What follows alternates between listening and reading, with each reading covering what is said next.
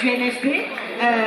Malgré ça, l'année dernière, je ne sais plus qui l'évoquait tout à l'heure, mais une bataille menée d'ailleurs aussi par Éric Coquerel, président de la commission des finances à l'Assemblée, a permis à la gauche de faire adopter un budget beaucoup plus intéressant que celui qui était initialement proposé. C'est pas dur. Du coup, quelle sera votre boussole dans cette prochaine bataille budgétaire ? D'abord de rappeler qu'il n'y a aucune fatalité à ce qu'il y ait un budget libéral qui arrive dans quelques semaines. Puisque, je le rappelle à nouveau, la majorité des députés de gauche ont signé la motion de destitution d'Emmanuel Macron et que s'il part, eh bien ces budgets partent avec lui, premièrement. Deuxièmement, que veut-on faire ? Eh bien, mener la bataille budgétaire sur nos bases idéologiques et politiques. Proposer systématiquement par voie d'amendement et surtout avec l'aide de la mobilisation populaire dans la rue, les syndicats, les associations, l'ensemble du programme du nouveau Front populaire pour, par la pression collective, les faire céder point par point. L'année dernière, on y a réussi. On a fait tomber un Premier ministre et il y a eu ensuite, malheureusement, je le déplore, un accord de non-censure qui existait en France. Cet accord de non-censure a eu un bilan que je juge catastrophique. Le conclave sur les retraites est le fruit d'un accord de non-censure. La hausse du prix de l'énergie est le fruit d'un accord de non-censure. Les franchises médicales sont le fruit d'un accord de non-censure. Retaillon, Radio Facho, là, est le fruit d'un accord de non-censure. Le plan à 44 milliards d'euros pris dans vos poches directement est le fruit de cet accord de non-censure. Eh bien moi je vous dis, il y a un accord à avoir à gauche, c'est un accord de censure.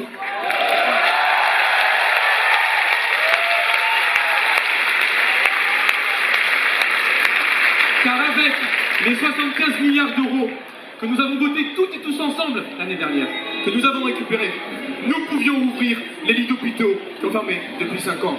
Nous pouvions dédoubler les classes partout où elles sont surchargées. Nous pouvions assurer la revalorisation des minima sociaux. Nous pouvions abroger la réforme des retraites, enfin.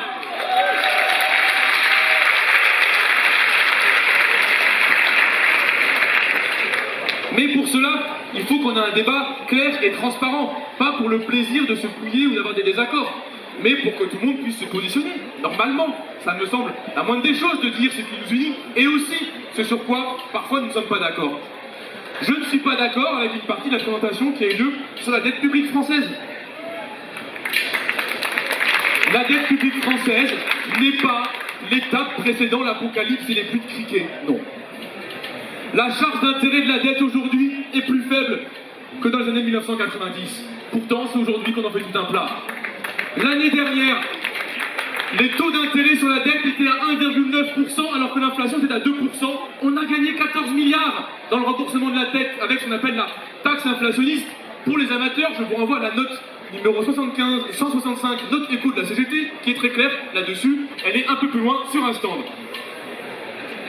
Donc il n'est pas vrai que nous soyons dans une situation catastrophique, pris à la gorge.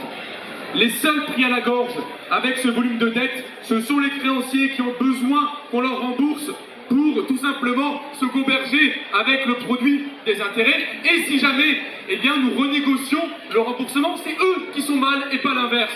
Donc le rapport de force est entre nos mains.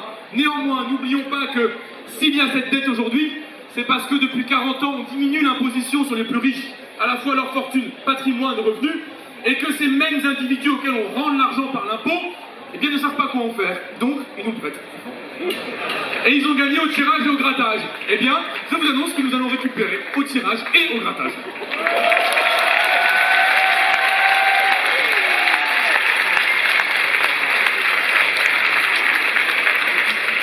Donc, pour bien comprendre la dette, fermez la presse bourgeoise, ouvrez l'UMA, vous y verrez plus clair.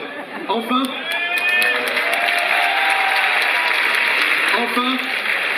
les amis, les camarades, le budget n'est pas qu'une opération comptable pour se faire plaisir. Un budget, c'est l'état des besoins d'une nation. Il y a bien sûr le budget de l'État, dont nous devons nous charger. Mais je veux redire ici, en tant que député insoumis, qu'il est inadmissible que le budget de la sécurité sociale se joue au Parlement plutôt que d'être directement entre vos mains d'instruments à la sécu, lesquels devraient avoir le pouvoir de décider supprimer les taux de cotisation parce que c'est là qu'il exprime le pouvoir populaire sur la plus-value, sur les besoins et donc sur la collectivisation, qui sont les mots, d'une partie du monde social aujourd'hui. Et c'est en cela qu'un budget de rupture à gauche est un extincteur à fascisme. Et c'est la raison pour laquelle nous ne lâcherons absolument rien, pas le moindre centime d'euro qui était prévu dans le programme du NFP. Nous n'abandonnerons pas la moindre mesure qui était prévue dans le programme du NFP. Et tu évoquais tout à l'heure un sujet qui est un sujet de discussion entre nous. Tu évoquais le contre-budget du Parti Socialiste. Mais il faut en parler. Il n'y a pas de raison de ne pas en discuter. Pourquoi ai-je des désaccords avec ce contre-budget? Parlons-en. J'ai des désaccords car je ne suis pas convaincu, je suis même rigoureusement hostile, avec le fait qu'on augmente le pouvoir d'achat de la population en baissant un point de CSG, c'est-à-dire en transférant une partie des sommes qui étaient aujourd'hui dédiées à la sécurité sociale. Bien sûr, c'est un problème que la CSG finance la Sécu, mais opérer ce type de transfert ne me convient pas et me semble être une ponction de 7 milliards d'euros dans la sécurité sociale sans remplacement. Deuxièmement, je ne suis pas d'accord avec le fait qu'on laisse tomber le rétablissement de l'ISF ou de l'imposition sur les grandes successions, ces seigneurs du techno-féodalisme, du féodalisme tout court. Troisièmement, je ne suis pas d'accord pour qu'on suspende provisoirement la réforme des retraites et de l'abroger, alors qu'il y a une majorité parlementaire déjà existante à l'Assemblée nationale. Enfin, je ne suis pas d'accord non plus pour qu'on remette en cause des agences de l'État dans une logique qui, jusqu'à présent, est une logique à la tronçonneuse qui n'est pas celle de notre camp social. Non, il n'est pas normal que l'on menace l'Office français de la biodiversité ou l'Agence nationale des conditions de travail dans un contre-budget. Et donc, pour toutes ces raisons, non, ce n'est pas une base de discussion pour un accord de non-censure. C'est une base de capitulation pour un accord de capitulation.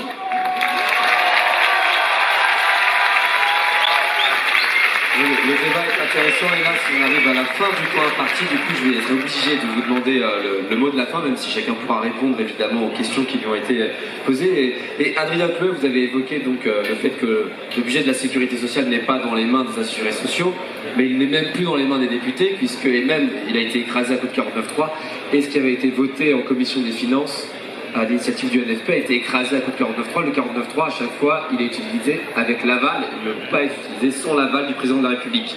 Et donc, on le disait tout à l'heure, vous voulez organiser, enfin, vous espérez une destitution d'Emmanuel Macron, et la LFI a déposé un texte en ce sens à l'Assemblée. En cas de présidentielle anticipée, ou même en 2027, s'il n'y a pas de présidentielle anticipée, est-ce que vous envisagez d'autres scénarios qu'une candidature insoumise, strictement insoumise, ou est-ce que vous ne craignez pas qu'il y ait s'il y a une candidature LFI et une ou plusieurs autres candidatures de gauche, qu'il y ait une gauche dispersée qui soit condamnée à perdre? Voilà. Bonne question. Il me semble qu'on a déjà fait la démonstration historique à 2 reprises qu'on est en capacité d'avoir un très gros score avec une candidature insoumise. Donc, il y aura une candidature insoumise parce qu'il y aura un programme politique de rupture.